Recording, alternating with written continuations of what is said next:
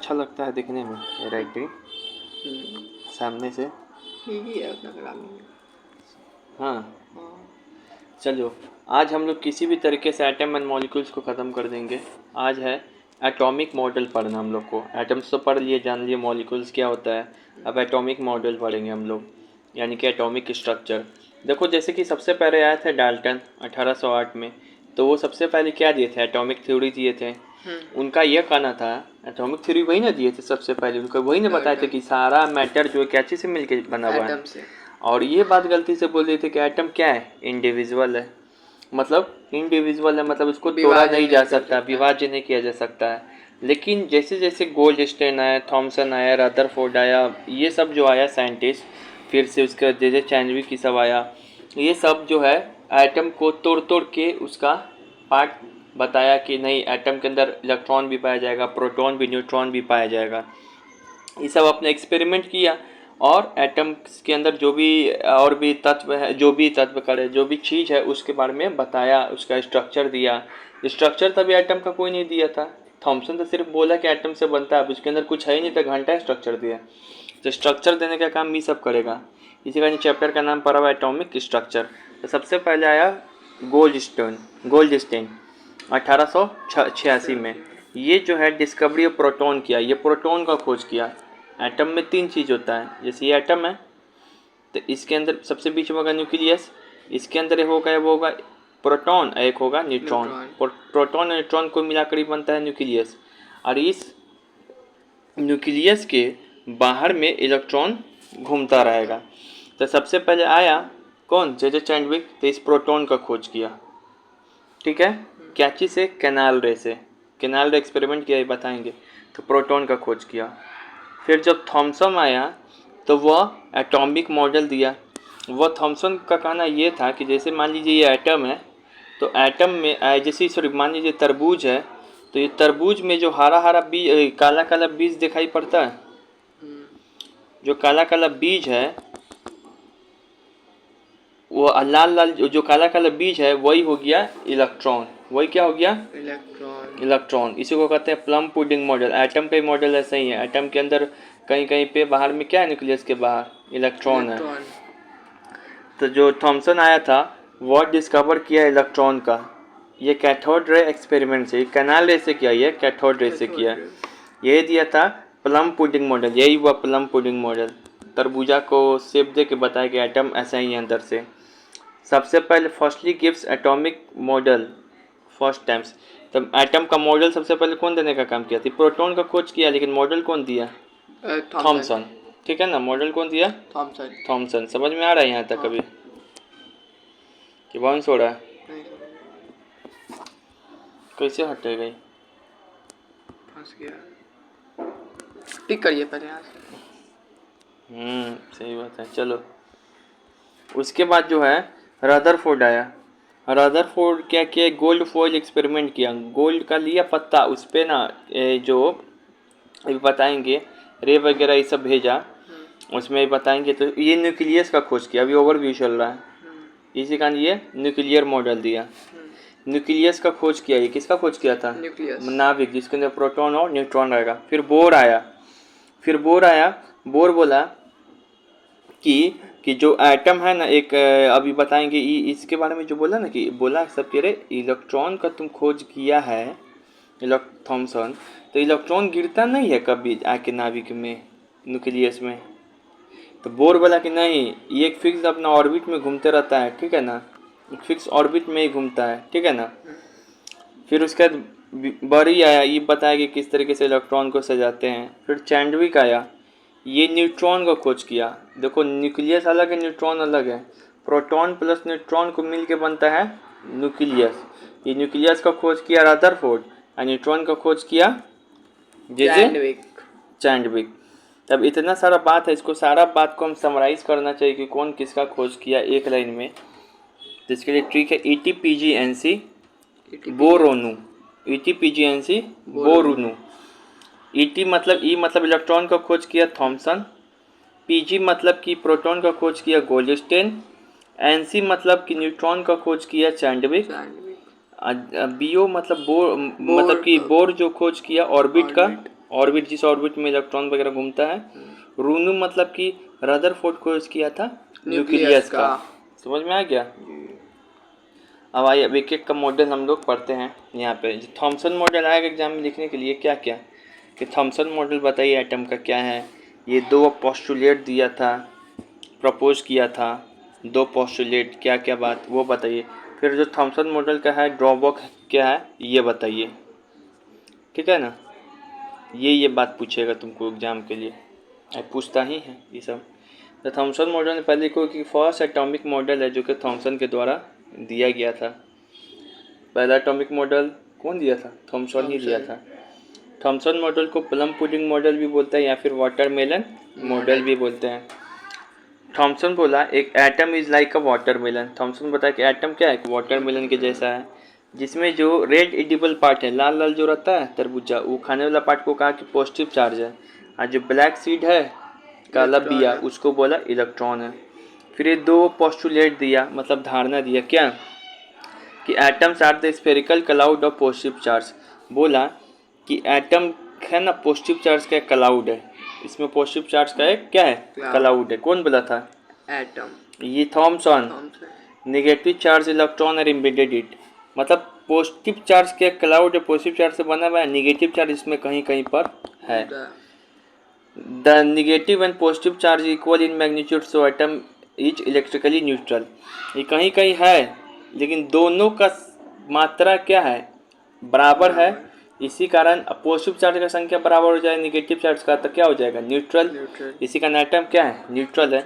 लेकिन इसका ड्रॉबैक क्या है कि यह न्यूक्लियस के बारे में एक्सप्लेन नहीं कर पाए थे, न्यूक्लियस के बारे में भी नहीं बताया। न्यूक्लियस के बारे में कौन बताएगा? रदरफोर्ड। तो यही इसका ड्रॉबैक था।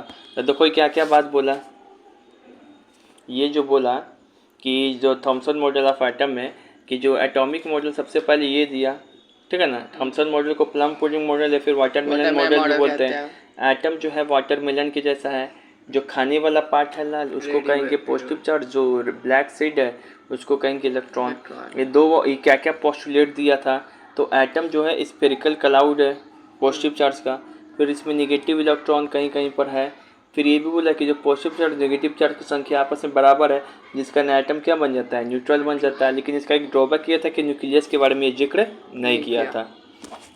अब यहाँ पे क्वेश्चन आएगा, जैसे एग्जाम में अगर एक क्वेश्चन आ गया कि on the basis of Thompson model, Thompson model के आधार पे, थॉमसन मॉडल के आधार पे आप बताइए, क्या बताइए आप हमको थॉमसन मॉडल के आधार पे बताइए explain how the atomic neutral as whole. तो क्या बताया था कि थॉमसन मॉडल क्या बोला था कि न्यूट्रल कैसे है कि नंबर ऑफ पॉजिटिव चार्ज और नेगेटिव चार्ज इक्वल है मैग्नीट्यूड में, इसी का एटम क्या है न्यूट्रल। अब ये सवाल हो गया। फिर अगर ऐसा सवाल आएगा explain the discovery of electron experiment. अब यहाँ पे देखो इलेक्ट्रॉन का खोज कौन किया था बताओ? थॉमसन ही तो किया था, एटॉमिक मॉडल भी वही दिया था। देखो तुमसे किस तरीके से सवाल पूछेगा, तुमसे थॉमसन से 3-4 सवाल पूछेगा, बोलेगा कि थॉमसन मॉडल ऑफ एटम बताइए, तब ये पूरा बात बताओगे। ये पूरा अभी मॉडल पूछ रहा है, पोस्टुलेट पूछेगा तो इतना बात बताओगे। लेकिन अब एक्सपेरिमेंट कैसे किया, ये तो देख के क्या निष्कर्ष निकाला ये ना बताया। अब एक्सपेरिमेंट कैसे किया, तो एक्सपेरिमेंट कैसे से किया था इलेक्ट्रॉन का कैथोड रे से ना। तो वही पूछ रहा है कि कैथोड रे। अभी पोस्टुलेट नहीं पूछ रहा है तुमसे, मॉडल नहीं पूछ रहा है, इलेक्ट्रॉन का खोज कैसे किया ये वो पूछना चाह रहा था। डिस्कवरी ऑफ इलेक्ट्रॉन बताइए ये सवाल पूछ सकता है, या फिर explain the cathode ray experiment by J Thomson. तो 3-4 बात है, इसको फिगर तो रट लेना है एग्जाम में। कैथोड एक्सपेरिमेंट गूगल पे जाके सर्च मारना, सिंपल फिगर और कॉपी में नोट कर लेना बना के। तो एक कैथोड रे ट्यूब लिया, एक ये सब बकचोदी लेकिन बात है, ठीक है ना। कितना कुछ कर लेगा, रटना ही पड़ेगा हमको लग रहा है, रट लेगा। उसमें वैक्यूम ठूसा, ठीक है ना। ये 3 बातें, कैथोड रे ट्यूब लिया, एक हाई वोल्टेज पे रखा, फिर उसके बाद प्रॉपर्टीज देखा, the cathode ray are the same respective of gases of electrode material use. बहुत बकचोदी वाला बात है, याद कर लेना भाई सब, जो मेन बात तो बता दिए। कुछ तो याद करना पड़ता है ना, सब चीज़ समझ थोड़ी जाएगा, ये घुसाया किया एक्सपेरिमेंट, ट्यूब लेके इलेक्ट्रिसिटी पास कराया, गैस का देखा बिहेवियर उसी का, ठीक है। यही लेकिन आता है एग्जाम में, ये बकचोदी वाला बात है, लेकिन ये इतना 3 लाइन आता है। एकदम रटने का भी कैपेसिटी रखो, ठीक है, थोड़ा सा। अब यहाँ पर आते हैं, इसमें तक रटने वाला है, लेकिन ये अभी जो मॉडल सब है ना, रदरफोर्ड मॉडल। बताओ रदरफोर्ड किसका खोज किया था? न्यूक्लियस। अब रदरफोर्ड में क्या क्या सवाल पूछेगा, एक सेकेंड। ऑब्जर्वेशन न्यूक्लियस, चलिए हाँ यहाँ पूछेगा। तो रदरफोर्ड में हम अच्छा से लिख देंगे इजी भाषा में। रदरफोर्ड क्या किया? गोल्ड फॉइल एक्सपेरिमेंट किया, बताए थे ना। रदरफोर्ड न्यूक्लियस का खोज कैसे से किया था? गोल्ड फॉइल से लेके। तो यूजेज इट, पहले तो लिखेंगे गोल्ड फॉइल एक्सपेरिमेंट कर में। Uses a thin gold foil only 1000 atoms thick to absorb an alpha particle. एक गोल्ड फॉइल एक्सपेरिमेंट, एक गोल्ड फॉइल दिया, ठीक है। अब ठीक है ना, अब उस पर क्या किया? हीलियम चार्ज को पास कराया। तो यहाँ से देखा ना कि बहुत सारा जो चार्ज है, इसको पहले ऑब्जर्वेशन पढ़ते हैं क्या क्या है। फिर यहाँ पे ऑब्जर्वेशन में क्या लिया, देखो सीट लिया गोल्ड फॉइल, उसके बारे में ये बात है। फिर अल्फा पार्टिकल को पास कराया, ये बात है सीट पे। फिर उसके बाद यहाँ पे देखो most of the alpha particle passes straight through the gold foil, ये जरूरी है। बहुत सारा क्या है स्ट्रेट चला गया, बहुत सारा क्या हुआ पास कराया ना अल्फा पार्टिकल। देखो गोल्ड फॉइल है, बहुत सारा अल्फा पार्टिकल को पास कराया तो सीधे सीधे चला गया। कैसे चला गया और बताएंगे। Some of the alpha particle deflected by small angle, लेकिन कुछ अल्फा पार्टिकल स्मॉल एंगल से डिफ्लेक्ट हो गया। A very small amount of alpha particle rebounded, कुछ तो थोड़ा सा से ऐसे डिफ्लेक्ट होके चला गया, बहुत सारा सीधा चला गया। देखो बता रहे, अब अच्छा से बता रहे, एक सेकेंड। वो कहाँ गए? ये इसका एक्सपेरिमेंट, ठीक है। यहाँ पे देखो, जैसे कि एटम के बीच में न्यूक्लियस है, तो मान लो ये एटम को लिया होगा, अब इसी पे एक्सपेरिमेंट कर रहा है। गोल्ड फॉइल लिया, वो गोल्ड फॉइल भी क्या चीज़ से बना होगा? एलिमेंट है, तो वो एटम से बना होगा, तो वही लिया। अब इसमें से अल्फा पार्टिकल को पास कराया। अल्फा पार्टिकल मतलब हीलियम, डबली चार्ज हीलियम को बोलते हैं, डबली चार्ज हीलियम आयन से He2 को बोलते हैं अल्फा चार्ज पार्टिकल, पूछता भी है अल्फा चार्ज। अब इसको लिया, इसको पास कराया, तो देखा तुमको ना भी देखा क्या कि बहुत सारा जो अल्फा पार्टिकल है ना सीधे सीधे पास हो गया, सीधे सीधे पास हो गया।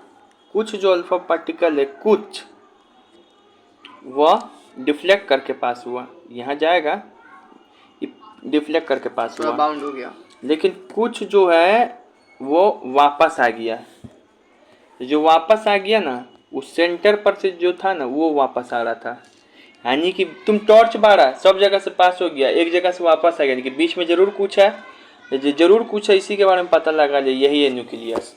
इसके बारे में ऑब्जर्वेशन दिया कि एटम का अधिकांश भाग क्या है? खाली है, इलेक्ट्रॉन ये सब जो एक सब खाली, केवल बीच में इसका मास है। एटम का सारा मास किस में है? बीच में है, न्यूक्लियस में है। वहीं पे बोला कि प्रोटॉन न्यूट्रॉन होता है, इसी से मिलकर न्यूक्लियस बनता है। इलेक्ट्रॉन का तो खोज हो ही गया था, वो बाहर में रहता है, और ये अधिकांश भाग एटम का क्या खाली है, केवल बीच में मास होता है। अब समझ में आया इसका एक्सपेरिमेंट? ठीक है, ठीक कीजिए ना यहाँ से। चलिए यहाँ देखो, तो अब ये क्या क्या बात है। तो गोल्ड फॉइल एक्सपेरिमेंट किया, तो एक यूज़ किया थिन गोल्ड फॉइल को, ठीक है ना, ऑब्जॉर्व अल्फा पार्टिकल के लिए। अल्फा पार्टिकल के बारे में देखा कि डब्ल्यू हीलियम चार्ज अल्फा, इसी को लेके ना क्रॉस करा रहा था, हीलियम चार्ज क्रॉस किया, तो इसको हीलियम आयंस को बोलते हैं अल्फा पार्टिकल। ऑब्जर्वेशन क्या किया, ये इंपॉर्टेंट सबसे ज़्यादा है। तो देखा बहुत सारा अल्फा पार्टिकल सीधे चला गया था, कुछ अल्फा पार्टिकल डिफ्लेक्ट हो गया था छोटा सा एंगल से, कुछ बहुत सारा अल्फा पार्टिकल क्या हो गया था? रिबाउंड हो गया था। कुछ अल्फा पार्टिकल, बहुत कम अमाउंट में अल्फा पार्टिकल क्या हो गया था? वापस आ गया था, जो पता चले कि निकलिए था। कंक्लूजन क्या निकाला? ये तो ऑब्जर्वेशन किया, अब कंक्लूजन क्या निकाला?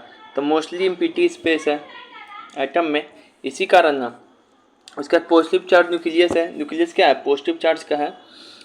अब उसके बाद यहाँ पर है हीलियम का भी पॉजिटिव आयंस होता है, नेगेटिव रहता अंदर तो खींच नहीं लेता, रिबाउंड क्यों करता।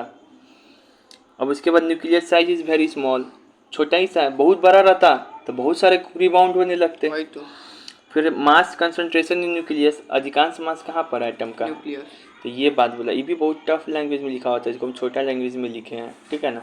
अब यहाँ पे देखो शब्द लिखे हुए फिगर 1 फिगर 2, तो जैसे ही लिखना है ना एग्जाम में भी कॉपी में, तो यहाँ पे फिगर बनाना है, फिगर 1 फिगर 2 तुम्हारे लिए छोड़ दिए हैं।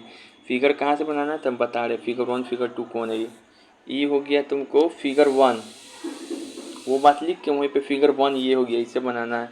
ये देखो लाइट निकल रहा है, ये थिन गोल्ड फॉइल है, तो कुछ रिबाउंड हो जा रहा है सीधे, कुछ एंगल पे निकल रहा है, बहुत सारा सीधे चला जा रहा है, यही सब बात बता रहा बच्चों की, बस फिगर याद रख लेना है, ठीक है ना।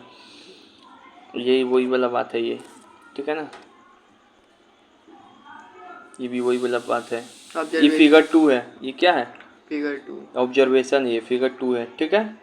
ये फिगर 2 है, वहाँ पे लिख लेना है, बनाना है तुमको अपने से कॉपी में नोट्स के समय, ठीक है। वो फिगर 1 था। अब जो है explain Rutherford model of atom. अब यहाँ पे देखो वो तो एक्सपेरिमेंट करके बता दिया, तुम सवाल पूछेगा एक्सपेरिमेंट बताइए, तो ये पूरा बकचोदी करना पड़ेगा वो फॉर एक्सपेरिमेंट बताना होगा उसका बना के ऐसे वाला, ऑब्जर्वेशन भी बताना होगा, फिर वो लिखना पड़ेगा ऐसे ऐसे जो जा रहा है वो करके, कंक्लूजन भी बताना होगा। लेकिन मॉडल पूछे तो रदरफोर्ड का मॉडल बताइए तो nucleus is an atom, nucleus is an atom, ठीक है ना। Nucleus in an atom, nucleus जो होता है एटम में प्रोटॉन प्लस न्यूट्रॉन से मिलके बनता है, ये है। इलेक्ट्रॉन जो है रिवॉल्व करते रहता है, ठीक है ना। अब उसके बाद साइज जो है न्यूक्लियस का बहुत सिंपल है, यही ना। वो एटॉमिक मॉडल क्या बताया, यही बता, एक्सपेरिमेंट बता रहे हो तुम, मॉडल ना बता रहे हो। मॉडल पूछेगा तो मॉडल बता रहे हो, तो मॉडल बता देना, फिर पूछेगा उसका ड्रॉबैक बताइए, तो ड्रॉबैक क्या है इसका। तो रदरफोर्ड के अनुसार ये बोला, according to Rutherford electron revolve around the nucleus, जो इलेक्ट्रॉन है वह न्यूक्लियस के अराउंड घूम रहा है in a well definite orbit, but electron will lose their energy and finally will fall into the nucleus. This will make atom highly unstable.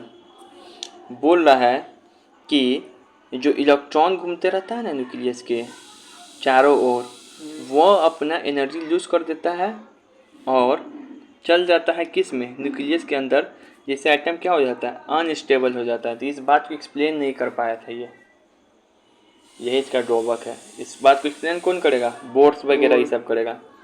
और bore postulate explain Bohr's model of an atom, तो इसमें यही बात लिखना है, electron revolve around the nucleus in A stable orbit. अब बोला ना बोर ऑर्बिट का विचार दिया था कि इलेक्ट्रॉन एक स्पेशल ऑर्बिट में ही घूमता है without emission of radiant energy, each orbit has definite energy and is called energy cell.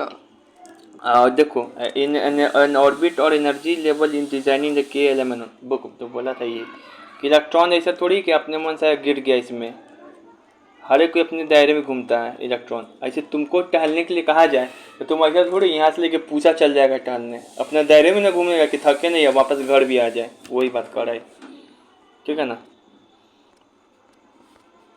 तो ये है, ठीक है, वही सब है। तो तुम वो लिख लेना, फिगर क्या क्या बताना है वो बता दिए हम, ठीक है। अब यहाँ पर है कि बोर, अब देखो इलेक्ट्रॉन कैसे डिस्ट्रीब्यूट होता है, इस बात को बताया था बोर। जैसे कि तुम ऐसे देखा होगा फिगर बनता हुआ ऐसे ऐसे, ये सब ऑर्बिट, पहले ऑर्बिट को बोलते हैं के, दूसरे ऑर्बिट को बोलते हैं एल, तीसरे ऑर्बिट को बोलेंगे एम, तैसे ऑर्बिट है के एल एम एन, ठीक है। अब मैक्सिमम किसी ऑर्बिट में इलेक्ट्रॉन भरा जा सकता है 2n स्क्वायर, कितना भरा जा सकता है इलेक्ट्रॉन 2n स्क्वायर। देखो हम बता रहे हैं यहाँ पे अच्छे से बताएं,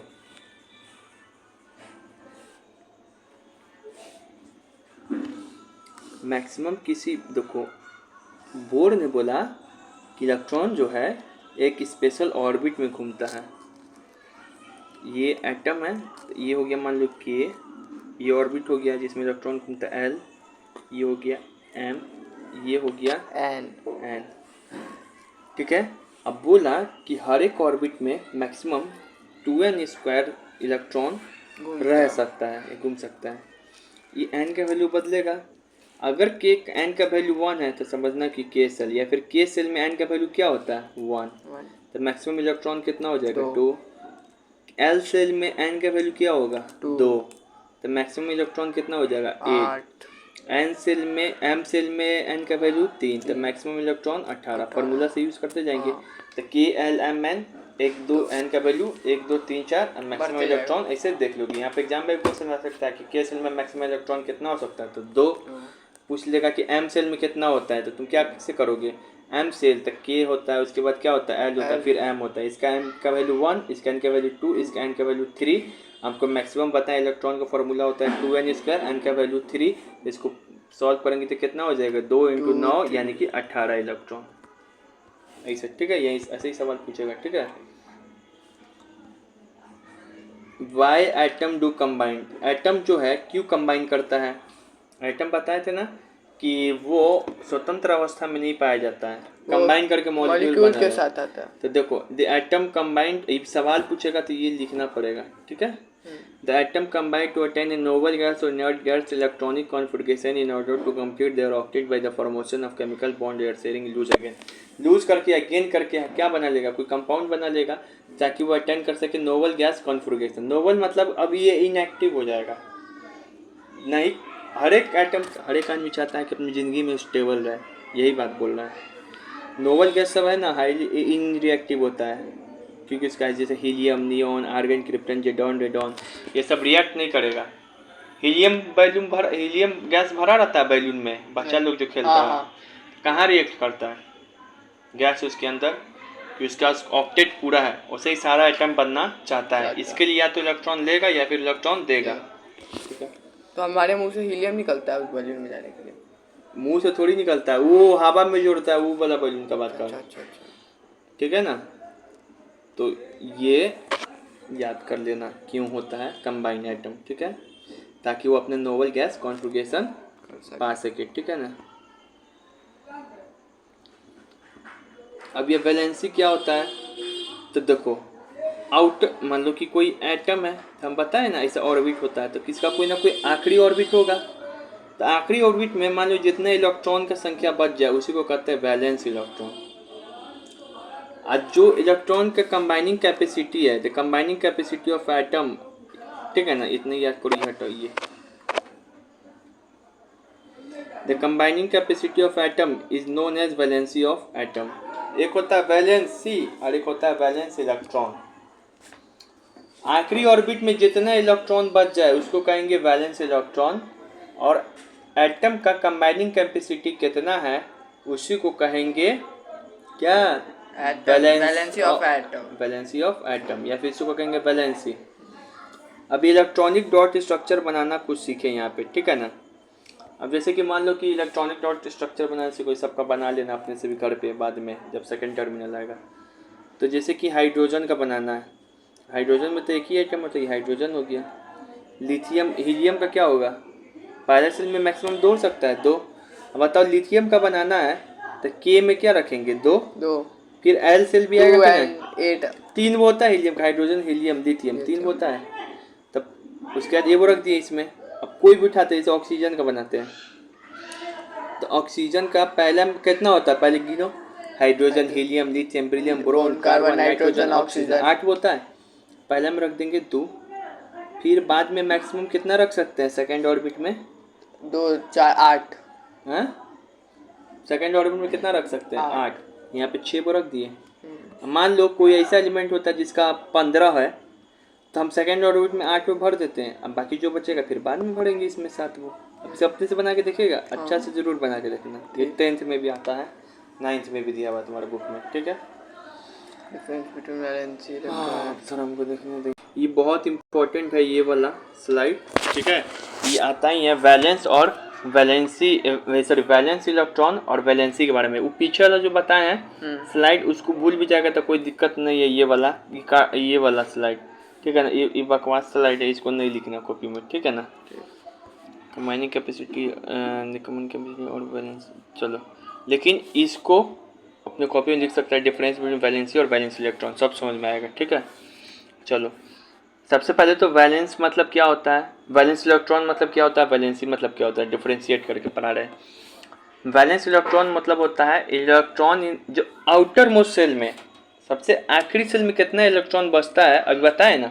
जैसे सबसे यहाँ पे लेते हैं फिगर, इसका आउटर मोस्ट सेल कौन है बताइए बच्चे, इसका ये वाला, इसके आखिरी सेल में कितना इलेक्ट्रॉन है, 2। तो इसका वैलेंस इलेक्ट्रॉन कितना हो गया? 2। तो यही हो गया वैलेंस इलेक्ट्रॉन। ठीक है। अब वैलेंसी क्या होता है? मजा आया? अब वैलेंसी क्या होता है? तो इलेक्ट्रॉन लूज या गेन या charge by atom during bond formation. यहाँ पे इतना भी सिंपल लिखना है तो हम वो बता दें, इसकी जगह पे काट के लिख लेना। देखो टाइप हम नहीं ना करते, इसी का डेफिनेशन चेंज करते रहते हैं। The combining capacity of an element is called valency. Simple याद रख लो, एटम का कंबाइंडिंग कैपेसिटी कितना है, क्षमता, उसी को कहते हैं वैलेंसी। अब हम एग्जाम्पल से समझाएंगे। ये तो क्या डेफिनेशन है, इसको अप्लाई करना सिखाएंगे। मान लीजिए सोडियम, तो सोडियम का कैसे इलेक्ट्रॉन बढ़ोगे? पहला में 2 11 होता है सोडियम का एटॉमिक नंबर, याद नहीं करेगा 30 तक तो चुतरा पे मारेंगे तुमको। 20 तक क्या है? 30 तक देखो 2 8 1 बढ़ दिया, 11 से कितना गया? 2 8 1। तो सबसे बताओ, सबसे आखिरी सेल में कितना इलेक्ट्रॉन है? एक। आओ हम यहाँ पे दिखाते भी तुमको फिगर में। ये कहाँ गया सोडियम? यहाँ पे दिखाई पड़ रहा है कहीं पे? AI पे भी है। ये देखो, ये सबसे आखिरी वाला है। सबसे आखिरी में 1 है, तो इसका वैलेंस इलेक्ट्रॉन कितना हो जाएगा बताइए? वैलेंस इलेक्ट्रॉन 1 हो जाएगा। 1 हो जाएगा। ठीक है ना? वैलेंस इलेक्ट्रॉन कितना हो जाएगा? 1 हो जाएगा। अब इसका मैग्नीशियम का बताओ कितना है? 2 बचेगा। तो वैलेंसी भी अभी क्या हो जाएगा? 1, क्योंकि इसको देने की क्षमता कितना है अभी? 1। कंबाइनिंग कैपेसिटी कितना है उसका? कैपेसिटी नहीं है अभी, उसको देने की क्षमता है। अरे तू लास्ट में मैक्सिमम 8-7 वो भरा सकता है, 8 वो, तो मतलब वो उसके साथ वो भरा सकता है। तो उसका औकात नहीं कि 6 वो किसी से ले ले, तो क्या करेगा? ये वो दे ही देगा। मतलब तुमको लड़ाई हुआ, तुम 2 दोस्त के आदमी में, 2 दोस्त में, तुम लड़ाई किया 100 रुपया के चलते, ठीक है ना?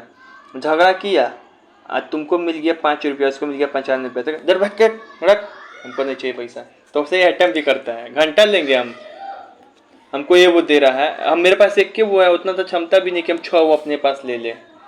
अब ठीक है ना, लेकिन बताएंगे कब लेगा। तो बैलेंसी कितना हो गया अभी? 1।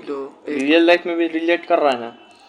बहुत टफ होता है, लेकिन समझा दे रहे हैं। पूछे ना 11-12 पास कर गया होगा, IIT का एग्जाम दिया होगा, बैलेंस इलेक्ट्रॉन में कन्फ्यूजन होता है। अच्छा, अब यहाँ पे देखो, हम देखो थोड़ा सा इधर, चलो यहाँ पे देखो, अब मैग्नीशियम है, तो मैग्नीशियम का कितना होता है? 12। तो आखिरी में कितना है? 2। तो आउटर मोस्ट शेल में जो इलेक्ट्रॉन प्रेजेंट रहता है उसको क्या कहते हैं? Valence electron. 2। कंबाइनिंग कैपेसिटी भी कितना हो जाएगा? 2। ठीक है, अब यह मजा आएगा। नाइट्रोजन का कितना है? 7। इसके आउटर मोस्ट में कितना है? 5। ठीक है, यहाँ पर कितना होना चाहिए था? 5, लेकिन है 3। ये कैसे? मैं बताऊं? हाँ बता। क्योंकि 3 और उसके पास लेने का क्षमता है। नहीं, क्योंकि 5 ही पूरा 5 है। तो देखो एक नियम है, 4 से जब भी ज्यादा हो जाए ना वैलेंस इलेक्ट्रॉन, देखो यहाँ लिख भी दिए हम कितना हो रही है। 4 से यहाँ देखो, अगर वैलेंस इलेक्ट्रॉन का वैल्यू 4 से ज्यादा हो जाए तो 8-5 करके लिख देना। अब वो क्या कर सकता है? ले सकता है, हमेशा देवे करेगा, अब ले लेगा। तुम बोला सही, लेकिन 4 से ज़्यादा के बाद ये रूल फॉलो होता है। तो इसका कितना है वैलेंस इलेक्ट्रॉन? 5। 4 से ज़्यादा है तो 8-5, तो 3 वैलेंसी हो जाएगा। अब इसका 6 है, 4-6 2, लेकिन 2 लेने का तो इसका कैपेसिटी बचा ही है, तो ऐसे भी हम रिलेट कर सकते हैं। नहीं वैसे नहीं, 6 है ना, तब इसका क्या है? 2 लेने का बचा होता है, ये भी कर सकते हो, ये भी कर सकते हो। बहुत बढ़िया। तो वही बात है ना, कंबाइनिंग कैपेसिटी। लेकिन हम जो ट्रिक बता रहे हैं, ठीक है ना, ऐसे ही कंफ्यूजन नहीं होगा, हमेशा 5 से ज्यादा रहेगा ना। ऐसे तुम मन में भी सोच लेगा कि 6 वो लेने का कैपेसिटी है, करे है, लेकिन नहीं ले पाएगा, ठीक है ना। तो जब भी 4 से ज्यादा, देखो इन सब में वैलेंस इलेक्ट्रॉन 4 से ज्यादा, तो यहाँ पे वैलेंसी निकालने के लिए 8 माइनस करते हैं, लेकिन 4 से कम है तो वही वैलेंस और वैलेंसी सेम हो जाएगा। अब पूरा चीज को सम अप करते हैं, तो जहाँ पे 4 से ज्यादा है, 4 से ज्यादा है वैलेंस इलेक्ट्रॉन, तो वैलेंसी 8 माइनस करके निकालते हैं। लेकिन 4 से कम है वैलेंस इलेक्ट्रॉन, तो वैलेंसी और वैलेंस इलेक्ट्रॉन आपस में बराबर हो जाएगा। ठीक है, बस वही हो गया।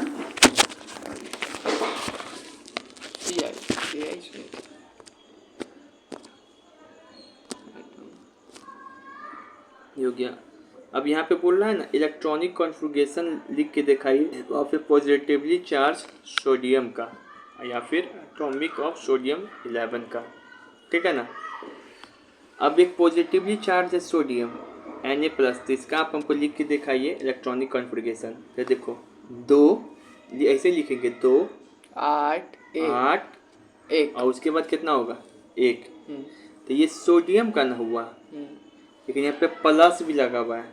प्लस मतलब क्या होता है, इलेक्ट्रॉन वापस करता है, ये बात बता रहा था। एक घटा देंगे तो कितना हो जाएगा 8 2 8 बस। देखो फिर से बता रहे, कहाँ चले गए।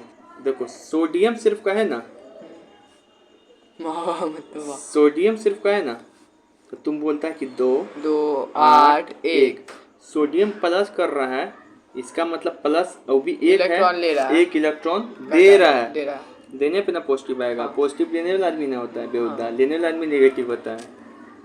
तो 2 8 ऐसे हो गया।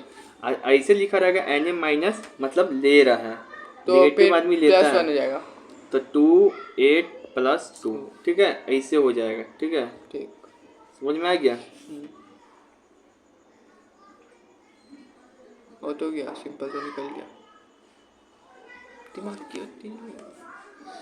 चलिए यहाँ देखो, ये तो वही है, वैलेंसी वही। तो बता दिए। तो इसको तो